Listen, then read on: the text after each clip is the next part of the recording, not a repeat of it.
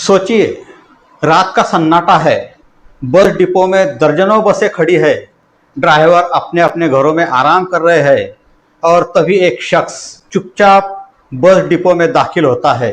वो किसी बाइक या कार की तरफ नहीं जाता है, बल्कि सीधे पहुंचता है महाराष्ट्र राज्य सड़क परिवहन महामंडल यानी एमएसआरटीसी की बस के पास। बस का मुख्य दरवाजा खुलता है। चोर ड्राइवर की सीट पर बैठता है, इंजन स्टार्ट करता है और फिर पूरी की पूरी सरकारी बस लेकर डिपो से फरार हो जाता है। जी हाँ, ये किसी फिल्म का सीन नहीं, बल्कि जलगांव जिले के जामनेर बस डिपो में हुई चोरी की घटना है। और इस पूरी घटना का सबसे अहम गवाह बना सीसीटीवी कैमरा। जामनेर के बस डिपो में रात के वक्त ये अजीबोगरीब घटना हुई। चोर ने मौका देखकर एमएसआरटीसी की बस अपने कब्जे में ली और उसे लेकर डिपो से निकल गया। लेकिन शायद उसे यह अंदाजा नहीं था कि उसकी हरकत कैमरे की नज़र में कैद हो रही है। सीसीटीवी फुटेज सामने आने के बाद पुलिस ने बस की तलाश शुरू की। जामनेर से करीब 12 किलोमीटर दूर शाहपुर इलाके के पास पुलिस को चोरी की गई बस मिल गई। यानी चोर बस लेकर ज्यादा दूर नहीं जा सका।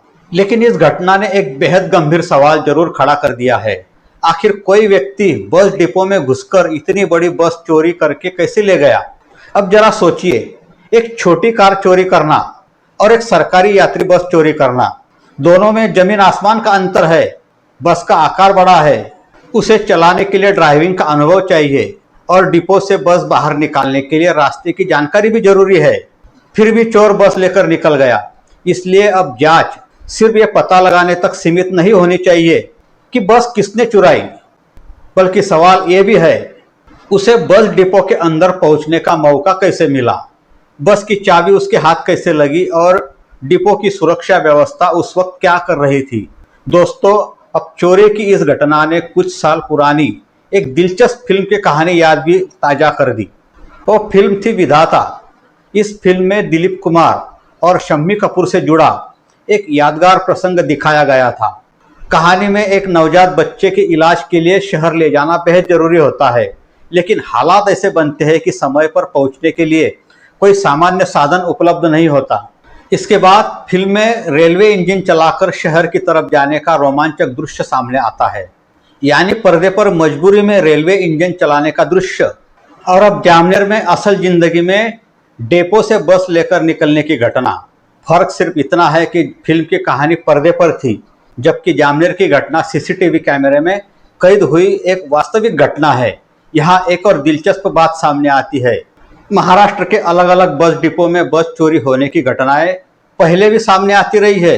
कुछ साल पहले विदर्भ क्षेत्र में रात के समय बस से जुड़ा एक बेहद अजीब मामला सामने आया था। बताया गया कि एक व्यक्ति को रात में अपने घर जाने के लिए कोई बस नहीं मिल रही थी। उसे घर पहुंचने की जल्दी थी, बस उपलब्ध नहीं थी, तो उसने खुद ही बस चलाने का फैसला कर लिया और बस लेकर निकल पड़ा। लेकिन कुछ दूरी पर जाने के बाद उसने बस सड़क पर ही छोड़ दी और वहां से फरार हो गया। अब इसे मजबूरी कहे, बेवकूफ़ी कहे या कानून को अपने हाथ में लेने की हद, फैसला आप कीजिए। जामनेर की घटना हो या विदर्भ का पुराना मामला, दोनों घटनाएं एक सवाल जरूर छोड़ती है। क्या किसी जरूरत या मजबूरी के नाम पर कानून को तोड़ा जा सकता है? अगर रात में घर जाने के लिए बस नहीं मिली तो क्या सरकारी बस खुद लेकर निकल जाना सही है? और अगर किसी को बस चलानी आती है तो क्या इसका मतलब यह है कि वह बिना अनुमति बस लेकर सड़क पर निकल जा सकता है? बिल्कुल नहीं, क्योंकि एक यात्री बस सिर्फ एक वाहन नहीं होती, उसमें यात्रियों की सुरक्षा जुड़ी होती है, सड़क पर चलने वाले दूसरों लोगों की सुरक्षा जुड़ी होती है और सबसे बढ़कर कानून और सार्वजनिक संपत्ति की जिम्मेदारी जुड़ी होती है। जामनेर की इस घटना में पुलिस ने चोरी की बस बरामद कर ली है। सीसीटीवी फुटेज भी जांच में महत्वपूर्ण साबित हो रहा है। लेकिन इस घटना को केवल बस चोरी की खबर मानकर भूल जाना शायद पर्याप्त नहीं होगा, क्योंकि सवाल एक सरकारी बस का नहीं, पूरी बस डिपो की सुरक्षा व्यवस्था का है। अगर रात के समय कोई व्यक्ति डिपो में घुसकर बस लेकर बाहर निकल सकता है, तो भविष्य में इससे भी गंभीर घटना होने को कैसा रोका जाएगा? इसलिए जरूरी है कि बस डिपो में सीसीटीवी की निगरानी, प्रवेश व्यवस्था, चाबी की सुरक्षा और रात की सुरक्षा व्यवस्था को और मजबूत किया जाए।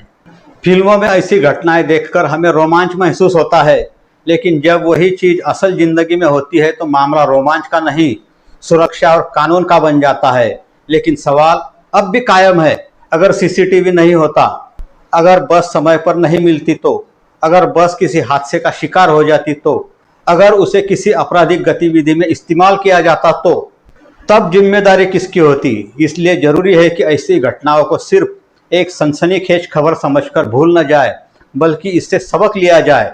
बस डिपो की सुरक्षा, चाबी की सुरक्षा, रात की निगरानी, प्रवेश व्यवस्था और सीसीटीवी की नियमित निगरानी, इन सभी पर गंभीरता से ध्यान देना जरूरी है।